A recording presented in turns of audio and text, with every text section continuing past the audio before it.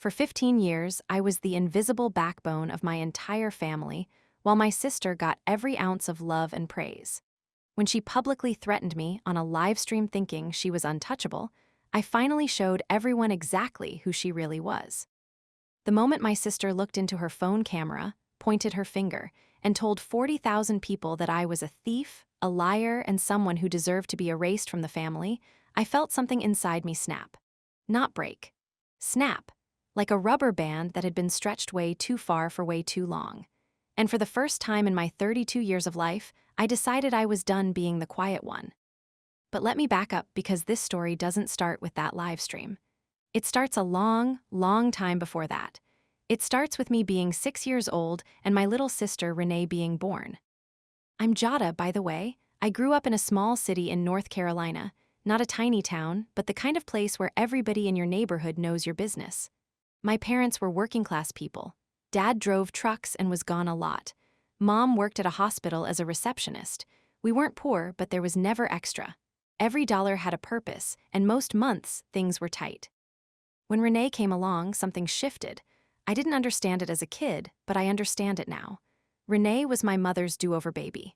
Mom had me young, at 19, and I think she always felt like she wasn't ready. By the time Renee came around, Mom was 25 and more settled, more confident.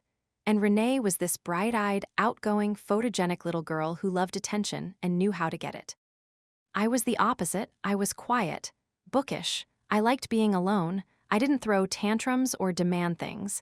And because I was easy, I got overlooked. That's the deal when you're the low-maintenance kid. You think being good will get you noticed. It doesn't. It just makes people forget you're there. By the time I was 10 and Renee was 4, the pattern was locked in.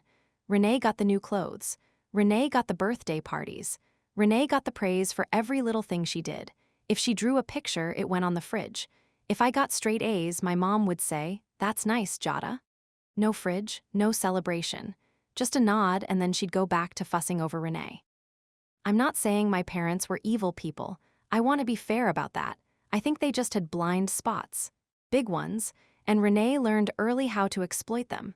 She was smart in that way. She knew that if she cried, she got what she wanted.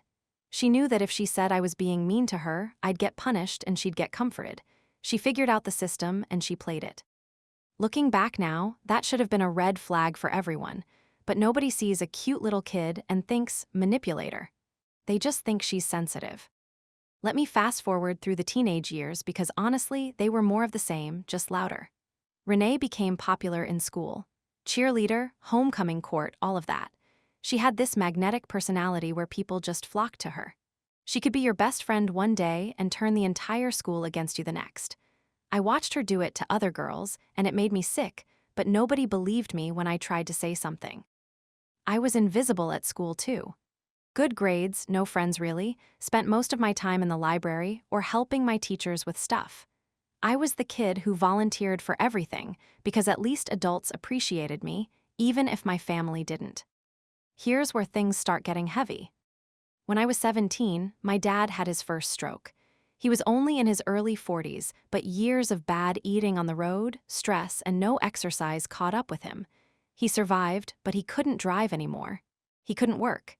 And just like that, our family's main income disappeared. Mom had to pick up extra shifts. She was barely home. Renee was 11 and needed supervision. And guess who stepped up? Me. I cooked dinner every night. I helped Renee with homework. I cleaned the house. I drove Dad to his physical therapy appointments once I got my license. I managed his medications. I was 17 years old running that household like I was 40. And I did it without complaining. Because that's what I thought love was. I thought if I just did enough, gave enough, sacrificed enough, eventually someone would see me. Eventually someone would say, "Jada, we couldn't do this without you." Nobody ever said that, not once. Renee, on the other hand, would throw a fit if she was asked to wash a single dish. And my mom would say, "Leave her alone, Jada, she's just a child." She was 11. I was running the house at the same age. I didn't think much of it at the time. I was just surviving. After high school, I didn't go away to college even though I had the grades for a scholarship. I stayed local, went to community college, because someone needed to be there for Dad. His health kept declining. More strokes, then diabetes complications. Mom was working herself ragged and Renee was starting high school, and apparently that meant she was too busy and too important to help with anything. So I was the caretaker. I was the one who changed Dad's bandages when his legs started having circulation problems. I was the one who sat with him in the ER at 3 in the morning. I was the one who held his hand when he cried because he felt useless. Renee visited sometimes. She'd breeze in, take a selfie with Dad, post it on Instagram with some caption like "My hero" or "Family first," get 100 likes and then leave. She never stayed for the hard parts. Never. But the posts made Mom proud. The posts made everyone think Renee was this devoted, loving daughter. And when I'd say something about it, Mom would tell me to stop being jealous. "Your sister has her own way of showing love," she'd say. Her own way of showing love was performative garbage, but I kept my mouth shut. Dad passed away when I was 24. Renee was 18. I had spent 7 years as his primary caretaker while also working part-time and finishing my associate's degree. I was exhausted. Emotionally, physically, all of it. And at his funeral, Renee gave this tearful speech about how she was Daddy's little girl and how she'd carry his memory forever. People were sobbing. I didn't speak at the funeral. I couldn't. Not because I wasn't sad, but because I was so angry that I didn't trust what would come out of my mouth. After Dad died, I assumed things might get easier. Maybe Mom and I could finally have a real relationship. Maybe without the constant caregiving stress, we could actually talk, be close. That didn't happen. If anything, it got worse. Renee had started building a social media presence. She was on Instagram, then YouTube, then TikTok. She was doing lifestyle content, beauty stuff, day-in-my-life videos, and she was gaining a following. By the time she was 21, she had about 40 or 50,000 followers across platforms, not massive, but enough to get brand deals, enough to make money. And Mom was obsessed with it. She became Renee's biggest cheerleader, her manager basically. She helped Renee film content, promoted her stuff to everyone at church, told all her coworkers. It was like Renee's social media career was the most important thing in the world. Meanwhile, I had quietly finished my bachelor's degree in accounting, gotten a decent job, and was finally starting to build something for myself. I had moved into my own apartment, nothing fancy, but it was mine, and I was proud of it. Mom never visited, not once, but she'd drive 3 hours to help Renee set up for a sponsored photo shoot. I started pulling away, not dramatically, just slowly. I stopped calling as much, stopped showing up to family dinners where I'd sit in silence while everyone talked about Renee's latest video. I started going to therapy, which honestly saved my life. My therapist helped me see that I had been parentified as a child, that I had taken on a caretaker role that was never supposed to be mine, and that my family had used me. Those were hard sessions. I cried a lot, but I also started getting angry in a healthy way. I started setting boundaries. And that's when the real trouble began. Because narcissists don't like it when the person they've been using starts saying no. It was subtle at first. Renee would post little things on social media that were clearly about me, even if she didn't name me. Things like, "Some people are so jealous of your success that they'd rather disappear than support you." Or, "Blood doesn't make you family, loyalty does." Her followers would eat it up in the comments. "Who is she talking about? Drop the name, Queen?" That kind of thing. I ignored it. My therapist told me not to engage. Then Mom started calling me more, but not to check in, to guilt trip me. "Your sister is hurt that you don't support her. Why can't you just be happy for Renee? You've always been jealous of her and it's getting worse." I tried to explain that I wasn't jealous, I was just exhausted. I told Mom that I had spent my entire youth taking care of this family and no one ever acknowledged it. I said I needed space to heal. Mom said I was being dramatic. "Everyone has hard times, Jada, you're not special." That one hit different. I hung up and didn't call back for 2 weeks. Things escalated about 6 months before the big incident. Renee had started doing regular Instagram live sessions. They were popular. She'd talk about her life, answer questions, do Q and As. She was charming online. That was her gift. She could make you feel like she was your best friend through a screen. But she also started talking about family drama on these lives. Without naming me directly, she painted this picture of an older sister who was cold, unsupportive, jealous, and bitter.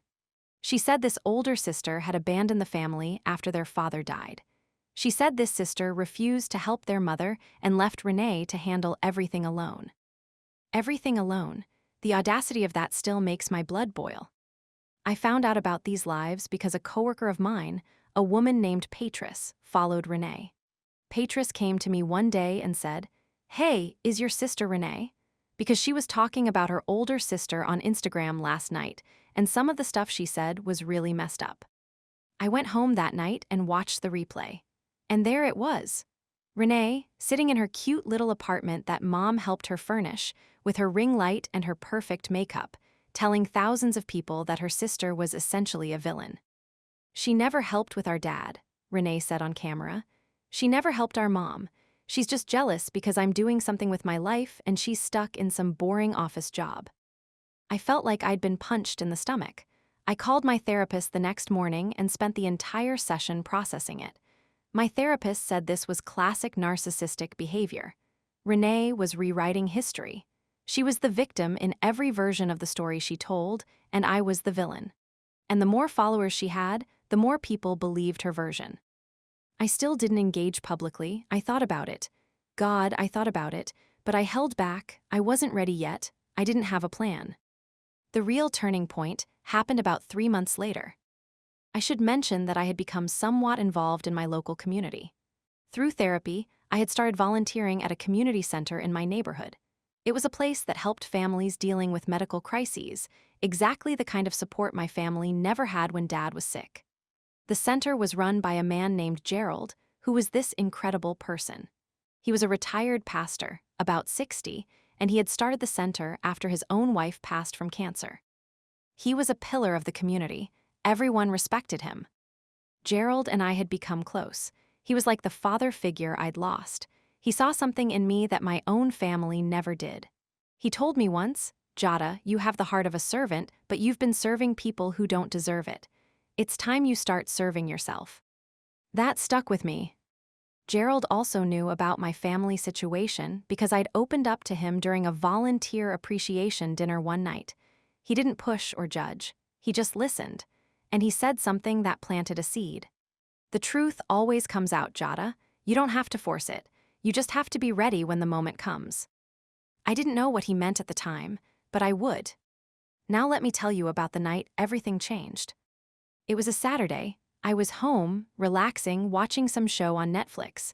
My phone started blowing up. Texts from people I hadn't heard from in months. Patris from work, a couple of old classmates, even my cousin Lisa, who I barely talked to. They were all saying versions of the same thing. "Are you watching Renee's live stream right now?" I opened Instagram and there she was. Live, over 3,000 people watching, which was big for her. And she wasn't doing her usual cute lifestyle chat. She was heated. Her face was flushed. She was pacing around her apartment. And she was talking about me, by name. "Jada thinks she can just cut us off and pretend she doesn't have a family," Renee was saying. "She thinks she's better than us. She's always thought that. But let me tell you something about my sister that nobody knows." My heart started pounding. Jada stole money from our father when he was sick. She had access to his accounts because she was his caretaker and she siphoned money. That's why she was so eager to take care of him. It wasn't love. It was access. I actually dropped my phone.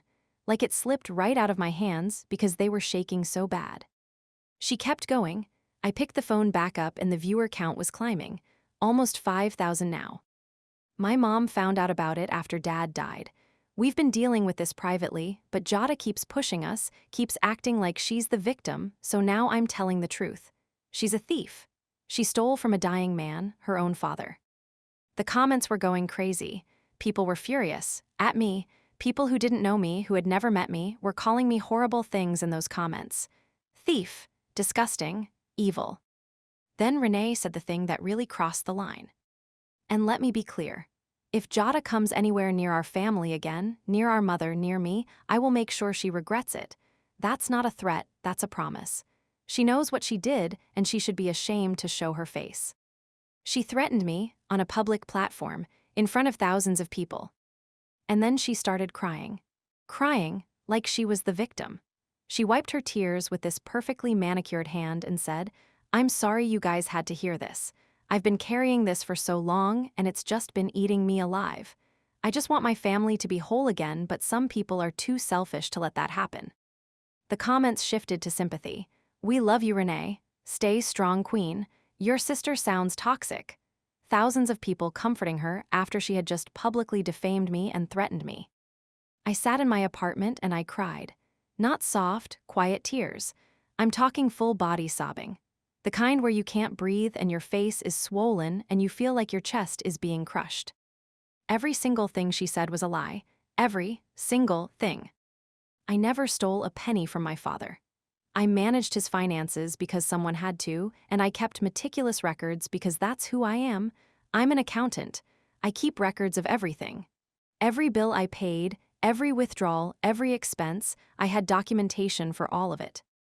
But Renee didn't know that, because Renee never paid attention to the details. She just knew that I had access to Dad's accounts, and she twisted that into something ugly. I didn't sleep that night. I just sat at my kitchen table with my laptop, organizing everything. Every financial record from my years as Dad's caretaker.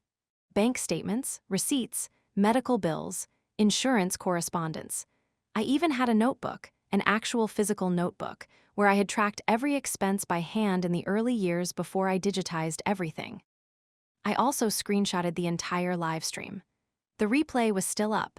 I recorded it, downloaded it, saved it in 3 places. Then I went through the comments and screenshotted the worst ones, the ones where people were threatening me, calling me names, saying I should be arrested. By morning, I had a plan, but I didn't rush it. Renee wanted a reaction. She wanted me to come out swinging so she could play the victim again.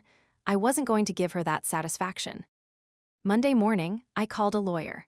A woman named Sharon Price who specialized in defamation and social media cases. I sat in her office and showed her everything. The live stream recording, the false accusations, the public threat, the comments from people who now believed I was a criminal. Sharon looked at me over her glasses and said, "She said all of this on a public live stream with thousands of viewers." "Yes. And none of it is true. I have documentation proving every penny I spent of my father's money went exactly where it was supposed to go." Sharon leaned back in her chair. "Jada, this is textbook defamation. She made specific, false statements of fact on a public platform. She accused you of a crime. And she threatened you. Depending on the jurisdiction and how this plays out, you could have grounds for a defamation suit, intentional infliction of emotional distress, and potentially even a cyberstalking claim." I felt something I hadn't felt in a long time. Power, not the ugly kind, just the feeling of finally having ground to stand on. Sharon advised me to document everything going forward and not engage publicly yet. She also suggested I file a police report for the threat Renee made on the livestream. I did that the next day.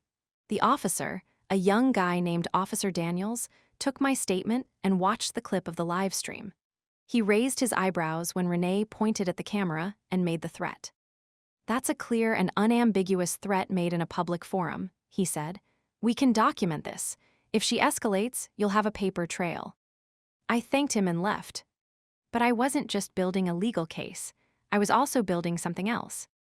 See, what Renee didn't know was that I had allies. Real ones.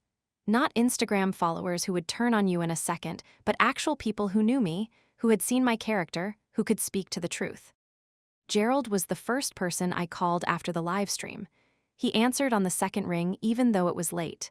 I told him everything, my voice cracking the whole time. He listened without interrupting, and when I was done, he said, "Jada, I've been waiting for this day." "What do you mean?" "I've been waiting for the day you were ready to fight back, because I've known for a long time that this was coming. People like your sister, they escalate, they always escalate, and they don't stop until someone stops them." Gerald told me that several people in the community had seen the live stream. Some of them had come to him asking about it because they knew we were close. He said most of them didn't believe Renee's story because they knew me. They had seen me volunteer, seen my character, seen the way I treated people. "Your reputation in this community is solid," Gerald said. "Don't underestimate that." He also offered to help me in any way he could, including going public with his support if needed. That meant more to me than I can express. Over the next few weeks, Renee kept talking about me on her social media. She did 2 more lives about the situation, each time adding new embellishments to the lie. Now it wasn't just that I stole money. It was that I had been emotionally abusive to our father, that I had kept our mother away from him during his final days, that I had tried to manipulate his will. There was no will. Dad died without a will, and there was barely anything to distribute anyway. But facts didn't matter to Renee. She was crafting a narrative, and her audience was buying every word. Her follower count actually went up. She gained almost 10,000 new followers from the drama. She was getting more engagement than ever. Brands were noticing her. She posted a story about finding strength in hard times, and some wellness company sent her free products. She was profiting off lies about me, off my pain. Meanwhile, I was getting messages from strangers, hateful, vicious messages. People found my personal Instagram, which barely had anything on it, and flooded my DMs. Someone even found my LinkedIn and left a comment on my profile calling me a thief. I had to lock everything down. I was terrified it would affect my job. I told Sharon about all of it. She added everything to the case file. Then came the moment I'd been preparing for. Renee announced she was doing a big live stream event. A tell-all about her family situation, but also a celebration because she had just signed her biggest brand deal yet, a partnership with a mid-size fashion company worth, from what I heard through the grapevine, around $30,000. She was going to announce it on the live. She promoted it for a week, hyping it up, telling her followers to set reminders.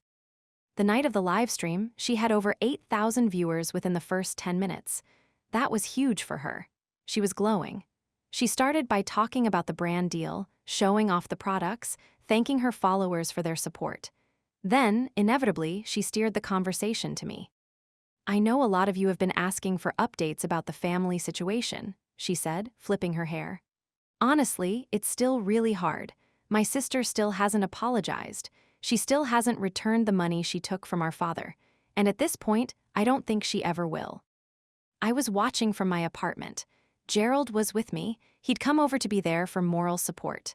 My lawyer had advised me on exactly what to do and what not to do. I was ready.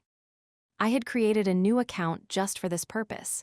Nothing on it except a profile picture of me, professional looking, and I had uploaded a video. A response video that I had spent 2 weeks preparing. When Renee paused to take a sip of her drink and read some comments, I posted the link to my video in her live comments. Then Gerald posted it. Then Patris posted it, and a few other people from the community center who had volunteered to help. The link started getting picked up. People clicked it. And what they found was a 22-minute video of me sitting at my kitchen table, calm and composed, with documentation spread out in front of me.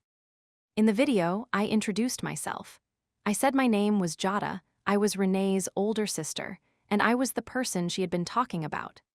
I said I had stayed silent because I wanted to handle this privately, but since Renee had made it public, I was going to address every single claim she made.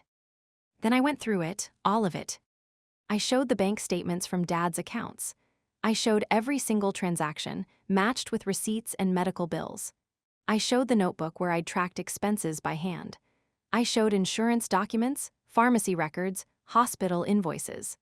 I showed that every penny was accounted for and that I had actually put my own money into Dad's care when his accounts ran short.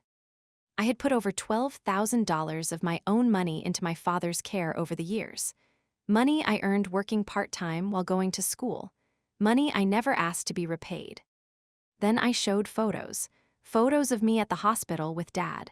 Photos of me helping him with physical therapy.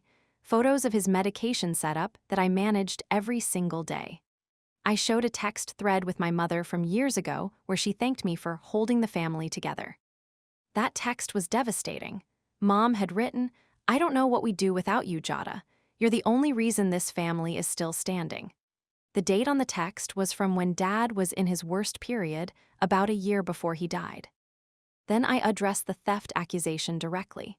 I said, "My sister accused me of stealing money from our dying father. I want to be very clear. I have never stolen anything in my life. I have documentation for every financial transaction made from Dad's accounts during the 7 years I was his primary caretaker. All of this has been reviewed by my attorney and can be verified independently. I also addressed the threat. I played the clip of Renee pointing at the camera and saying she'd make me regret it. And I said, "This threat has been reported to the police. A report has been filed. I want Renee to know that I take it seriously, and so does law enforcement." The last part of my video was the hardest. I talked about what it was like growing up as the invisible child. I talked about being the caretaker while Renee was the golden child. I talked about missing out on my youth because I was managing a household. I didn't yell.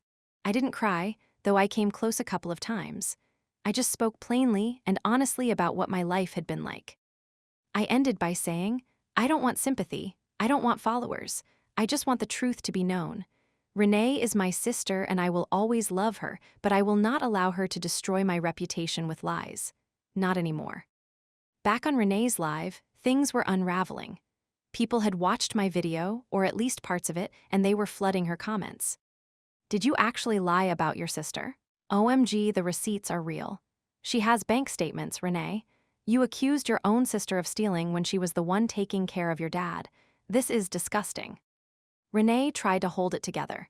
I could see her reading the comments and her expression shifting from confusion to panic to anger. "Whatever my sister posted is probably fake," she said, but her voice was shaking. "She's good at manipulating people. That's what she does." But the comments kept coming. Thousands of them now because the viewer count had spiked. People were sharing my video everywhere. It was being reposted on Twitter and TikTok. Someone clipped the part where I showed Mom's text message, and it was going viral on its own.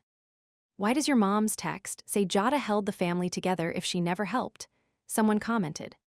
Renee lost it. She literally stood up, knocked her ring light over, and started yelling at the camera. "You don't know my life. You don't know what she put us through. She's manipulating all of you just like she manipulated our family." But then she made it worse, so much worse. She started crying, doing her signature move, the one that always worked. The tears, the trembling voice, the poor me routine. She said, "I'm the one who suffered. I'm the one who lost her dad. I'm the one who's been trying to hold our family together while Jada abandoned us." Someone in the comments posted a screenshot from my video showing the $12,000 I had personally spent on Dad's care.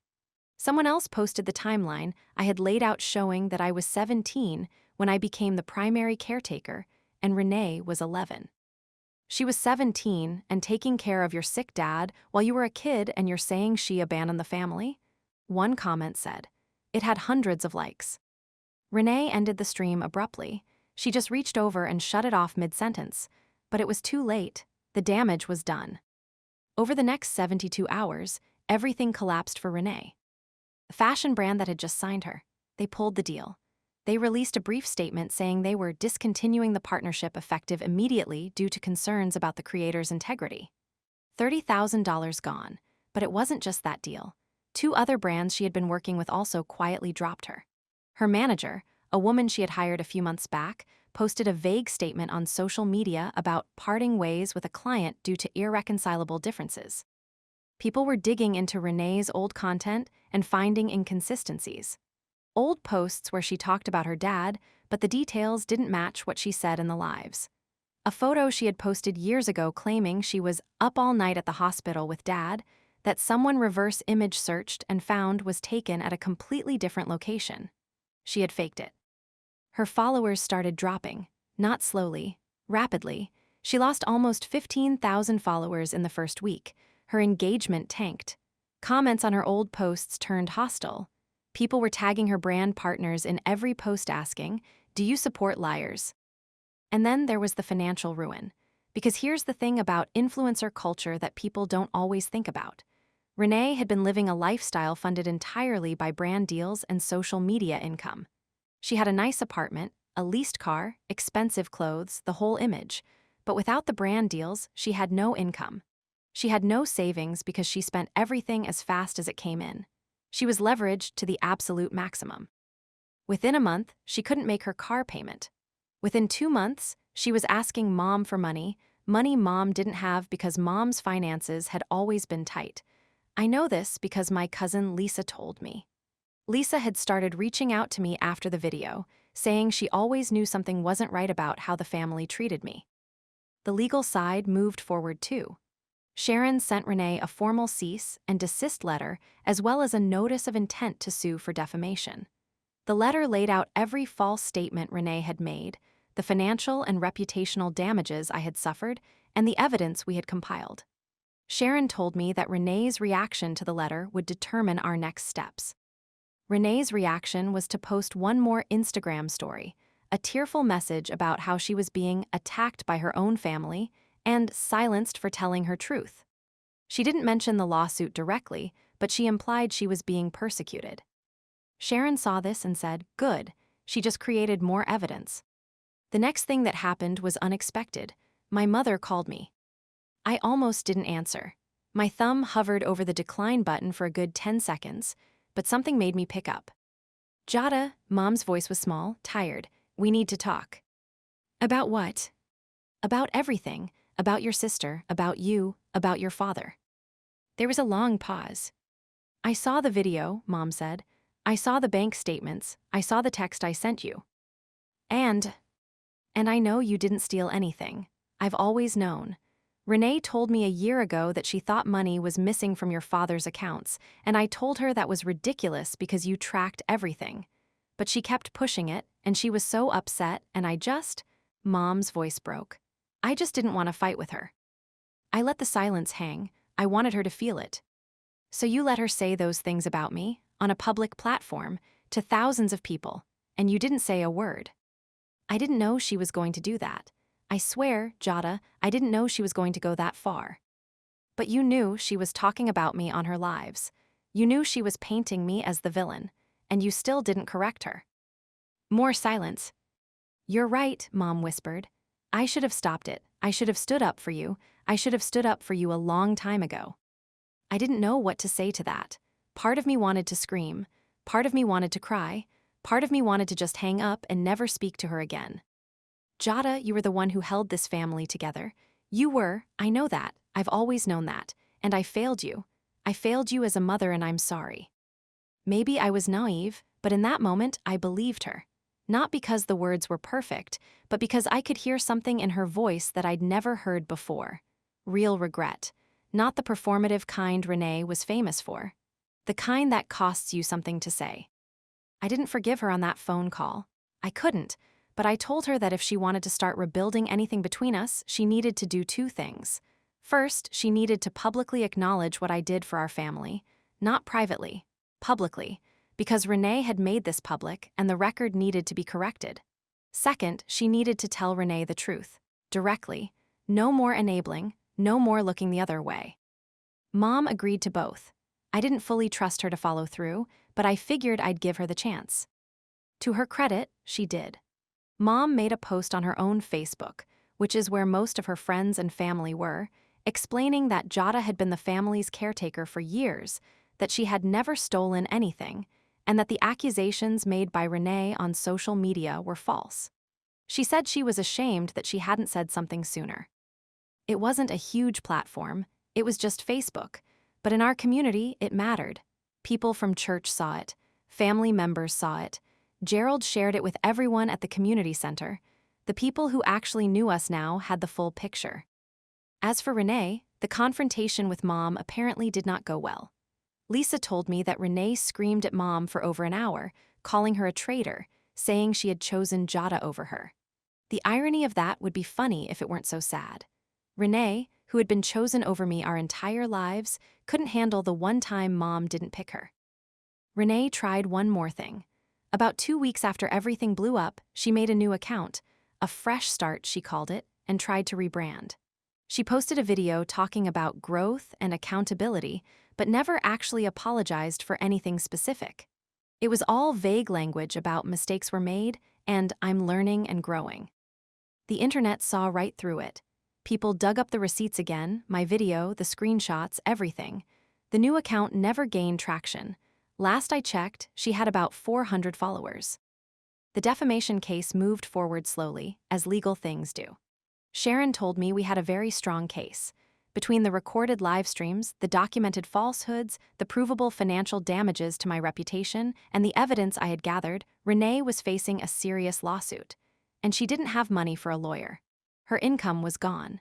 Her savings were gone. She was, from what I heard, back to living with Mom.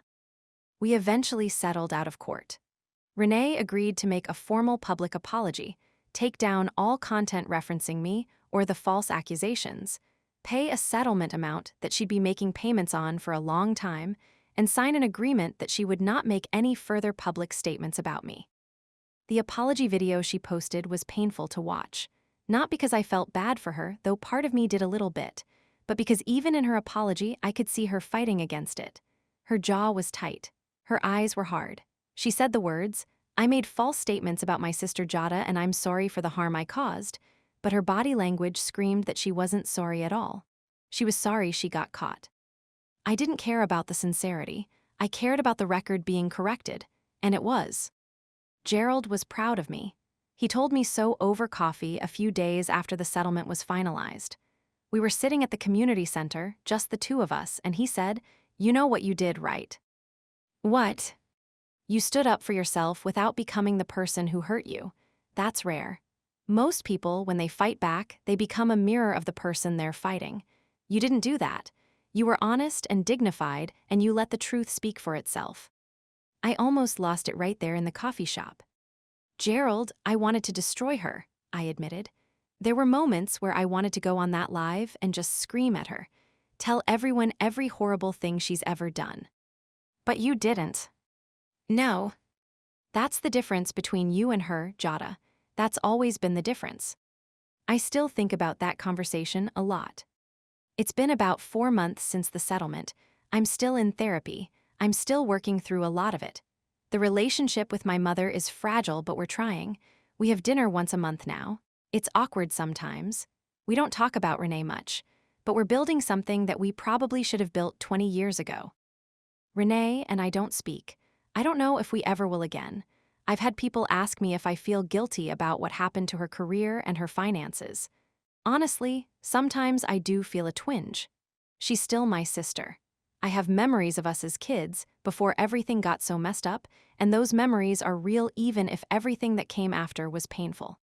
But then I remember standing in my kitchen at 2 in the morning, shaking, watching my sister tell thousands of people that I stole from my dying father. I remember the messages from strangers calling me disgusting. I remember worrying that I'd lose my job. I remember 7 years of changing bandages and managing medications and sitting in hospital waiting rooms while she posted selfies. And the guilt passes. I didn't ruin Renee's life. Renee ruined Renee's life. She built her whole world on a foundation of lies and image and manipulation, and when the truth came out, that foundation crumbled. That's not my fault. That's consequences. If you're reading this and you're the family caretaker, the one who does everything and gets nothing, the one who sacrificed their youth or their dreams or their peace for people who don't appreciate it, I want you to know something. You are not invisible. Your sacrifices are real even if no one acknowledges them. And you deserve to be seen. Don't wait as long as I did. Set your boundaries now. Keep your records. Protect yourself. Because the people who use you will never voluntarily stop. They will take until there's nothing left to take, and then they'll blame you for having nothing left to give. I'm not the same Jada I was a year ago. I'm not the quiet girl who sits in the corner and lets the world happen to her. I'm still quiet. I'm still introverted. I still prefer books to people most of the time. But there's a difference between being quiet and being silenced. I was silenced for 32 years. I'm not anymore. Last week, Gerald asked me if I wanted to share my story at one of the community center's support group meetings, a group for family caretakers who are dealing with burnout and family dysfunction. I said I'd think about it. I thought about it for one day and then said yes. Because if there's one thing I've learned from all of this, it's that the truth is powerful. Not the truth as someone else wants to tell it. Not the truth filtered through someone's Instagram aesthetic. The real, messy, uncomfortable, documented truth. And once it's out there, no amount of tears or manipulation or victim playing can put it back in the box. Renee learned that the hard way. And I hope, Somewhere in the wreckage of everything that happened, she actually learns from it. I'm not holding my breath, but I hope. As for me, I'm going to keep living my quiet, boring, beautiful life. I'm going to keep going to therapy. I'm going to keep volunteering. I'm going to keep building the kind of relationships that are based on honesty instead of performance. And if anyone ever tries to publicly rewrite my story again, I'll be ready, because I've got the receipts, literally and figuratively. Thank you for reading this far. I know it was long, but some stories need all the words you can give them to be told right. This was mine.